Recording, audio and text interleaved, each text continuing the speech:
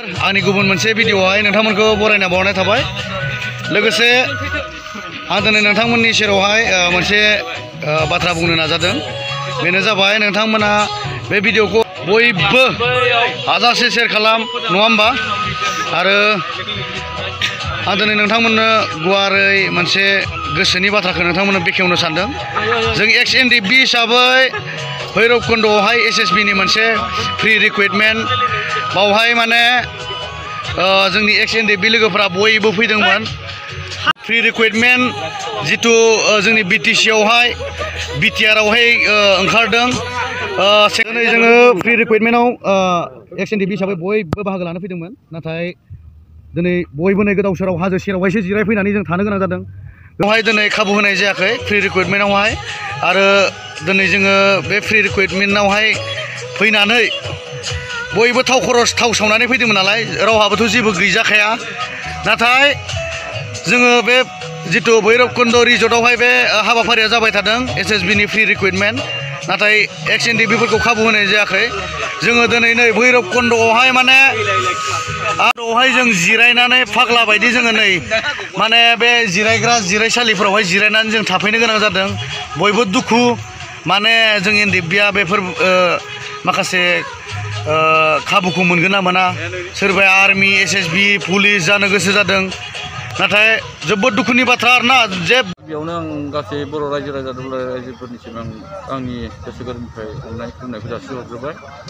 दिनै 1 तारिख जुलाइआव free recruitment दिनै स्टार्टिं उदालगुरि डिस्ट्रिक्टआव भैरबकुन्द'। दिनै एनडिएफबिया 35-40 इयार्स सेक्रिफाइस खालामनायनि गेजेरजों दिनै बिटिआर एकर्ड खालामनो हाबाय। बिटिआर एकर्डनि थ्रुयै दिनै बर' लाइमोन, बर' जोहोलावजोफ्रा दिनै पारामिलिटारियाव सुबिदा मोननो एबा जब मोननो थांबाय थादों। जों बे दिनैनि फ्रि रिक्रुटमेन्टआव लैहोर फैनायफोरखौ जों इनायनो गोजोननाय मोन्दों, मोजां मोन्दों। नैबे बर' सेंग्रा सिख्ला लाइमोनफ्रा जे साख्रि मोनसिगोन जोंबो गोजोनदों, नङा होमबा? गोजोननाय मोनदों आरो लोगोसे जों एक्स एनडिएफबि हिसाबै एक्स एनडिएफबिआबो दिनै 35-36 इयार्स बयगनि मानसिफ्रा फिजिकेल फिटनेस स्ट्रं दासिमबो दङ। बेफोरबायदिया दिनै पारामिलिटारि फर्सआव चान्स मोननांगौ, सुबिदा मोननांगौ। आरो जायफोरा 36-37निफ्राय एबा बारा जालांनाय बिथांमोना नैबे स्किल डेभेलपमेन्टनि थ्रुयै गावनि आथिङाव गसंनो हानाय, जिउ खुंनो हानाय बायदियै एककालीन लन मोननो थाखाय 15-20 लाख मोननो थाखाय, आरो बेबो 70% साबसिडि मोननो थाखाय आं खावलायो। बिथांमोना दिनै स्किल डेभेलपमेन्टनि थाखाय दाब दाब डिस्ट्रिक्टआव क'क्राझार, चिरां, उदालगुरि, बाक्सा होनो थांबाय थादों स्किल डेभेलपमेन्टनि ट्रेनिं। दिनै ट्रेनिंल' होना मा जानो, हासो नांगोन। मेना दाउ अमा फिसिनो थाखायथ' हा नांगोन। 80%आनो हा हु गैया। बिथांमोना बबे हायाव दिनै दाउ अमा फिसिनानै जानो? बेनिखायनो आं जोंनिफ्राय नैबे 15-20 लाख साबसिडि लन होनानै बिथांमोननो जिउ खुंनो थाखाय बेखौ राहा होनांगौ। आरो बेखौ नैबे आसाम गभर्नमेन्ट आरो इन्डिया गभर्नमेन्टखौ आं खावलायनाय जायो। बेनो दा जोंनि एक्स एनडिएफबि मोनब्रै फेक्सननि दाबिया बेनो। भारत सरकार आरो आसाम सरकारनिखौ जों खावलायो, नाम्बार 1 जेलाव थाग्राफोरखौ गोख्रैनो बरननांगौ। आरो नाम्बार 2 एनडिएफबिनि साबैसे किडार्स एन्ड लिडार्सफोर दं बेफोरनि केसा डिसमिस जानांगौ, जोबनांगौ। नाम्बार 3 दासिमबो जोंनि एक्स एनडिएफबिफोरा 35 इयार्स बयगनि मानसिफ्रा फिजिकेलि फिटनेस दं, बिथांमोना पारामिलिटारि फर्सआव चान्स मोननांगौ। 2003आव ना एकर्ड जानाय समाव बिएलटिफोरा जाबायदि बिसोरो सेन्ट्रेल साख्रि सेन्ट्रेल साख्रि बिसोरो साख्रि मोन्दोंमोन। थिग बिदिनो जोंनिखौबो खालामोन। जोंहा जेबो माबा बुंनांगौ गैया। दिनै जोंखौ एकर्डनि नामाव जोंखौ ललिपप जाहोबाय थाबालाय जों बोरै जों गोजोननाय मोनो।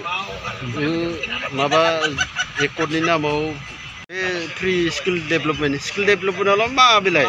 जों ट्राइबेल मानसियाव दाउ अमाखौलाय न'आवनो जन्मगत' जों फिसिनानै देरबोखानाय, बिमा बिफानि जोनोम जोंनि बेफोरखौथ' जोङो ट्रेनिं होनानै जेबो मुलाम्फा गैयाना। बेजोंथ' लाइफ दालांनो बेजों जोङो लाइफ फिउचार खालामनो हाया।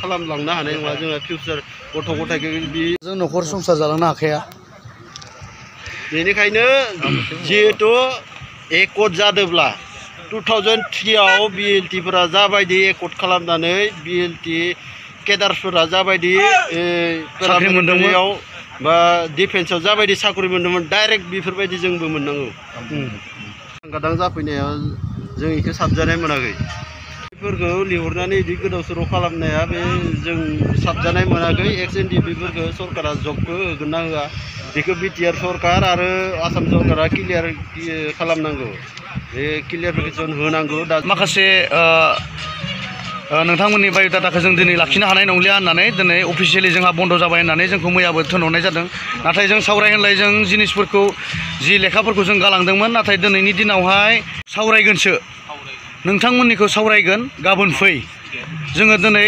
50 जनहालागै जोङो सेंग्राफ्रा बयबो फैदोंमोन नाथाय गोबाङानो दुखु जादों जे ओरैनो माने आलु सेरनाय बायदि जोंखौ आलु बायदि फिदिंबाय थादों आलु नाथाय XNDP-फोरनि थाखाय जेबो जोङो खाबुखौ नुनो मोनाखै बे साख्रि बाख्रिनि बाथ्रायाव गोबां सेंग्राफ्रानो दिनै इडुकेटेडबो दङ आनइडुकेटेड दङ जोंनि सेंग्राफ्रा माखासे सोरबाया आदब खायदा गैया जेबो खामानि मावनानै जानो हानाय नाथाय दिनै बिथांमोना मा मावनानै जागोन जोंनि आइ आफा आरो जोंनि बिमा बिफा गासैबो अमा दाउ फिसिनायखौ जोनोमनिफ्रायनो जों नुबोदों माबायदि फिसिनांगौ माबायदि फिसिनाङा जोंनियाव आदब खायदाया दंखायो बोरमाखौ माबोरै फिसिनांगौ मोसौखौ माबोरै फिसिनांगौ जोंहा बेफोर आदब खायदाया गासैबो दङ नाथाय माब्ला फैयो मोसौनि बेरामा माब्ला फैयो अमानि बेरामा माब्ला फैयो दिनै अमाया फिसिनानै जोङो अमाखौ जोङो जेनेबा 20-50थायानो फिसिबाय जोङो बेराम फैनानै ज्रय थैजोबबा जों बेजों न'खर दानो हागोन नामा जोंहा बेबायदि जिब जुनारफोरजोंहाय माखासे जोङो न'खर संसार दालांनायावहाय जोंहा बेजों जे आबुं जागोन जों फोथाया आरो जोंनो मोजां माखासे खाबुफोरखौ जोंनो होनांगौ बर' सिख्ला सेंग्रा सिख्ला लाइमोनफ्राहाय साख्रि आरो बाहागो मोननो थांगासिनो मोजां खाबु मोननो थांगासिनो मोजां बे बर' हारिनि इनायनो बाख्नायथाव नाथाय जोंनि XNDP-आबो सुक्तिनि मुङावहाय बे बाहागोखौ मोननांगौ XNDP गासैबो माखासे अनसुंथाइ माखासे खाबुफोरखौ बयबो मोननांगौ आरो बेबायदि सोरबाया साख्रि लानो गोसो सोरबाया बैसो गोनां दिनै बयबो दिनै गोसो गुदुं जानानै दङ माखासे खाबुफोरखौ नेनानै दङ सरकारा जे साख्रि होगोन माबा होगोन होननायखौ नाथाय दिनै बे खाबुखौ जों मोननो हायाखै मोजाङै जोंनि थाखाय राहा लामा लानांगौ जों बेखौनो खावलायो आरो दिनै जों बेयावहाय जेरैबायदि फैनानै रेसपन्स मोनाखै जों जे आरो रेसपन्स मोनो नोंथांमोननिखौ सावरायगोनल' होननानै बुंजाया आं बेखौनो मिजिंथिबाय आंनि दिनैनि बे सुंद' भिडिअ'आ बेसेखिनियावनो बा जोंनि दुखुखौ नोंथांमोना बर' रायजो राजाया बुजिदोंब्ला बे भिडिअ'खौ हाजासे शेयार खालाम जोंनि गोसोनि बाथ्राखौ नोंथांमोना मिन्थिखाबाय हाजासे शेयार खालाम आं बेखौनो मिजिंथिबाय